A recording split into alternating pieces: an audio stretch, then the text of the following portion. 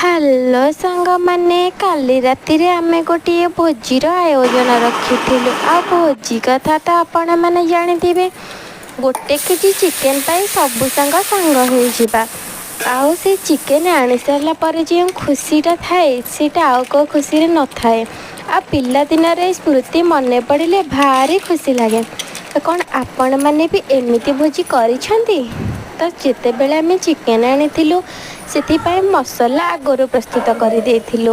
ଆଉ ଚିକେନ୍ ଆଣିବା ମାତ୍ରକେ ଚିକେନ୍କୁ ଆମେ ଭଲ ଭାବରେ କଷେଇ ଦେଲୁ ଏବଂ ଚିକେନ୍ ଟିକେ କଷି ହୋଇଗଲା ପରେ ତା ଭିତରେ ଆମେ କିଛି ପାଣି ଦେଇ ତାକୁ ଆଡ଼୍ କରିଥିଲୁ।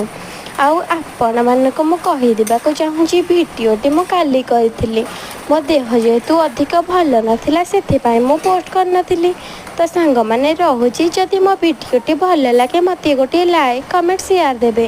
ଆଉ ଗୋଟିଏ ସବସ୍କ୍ରାଇବ୍ ଦେବେ।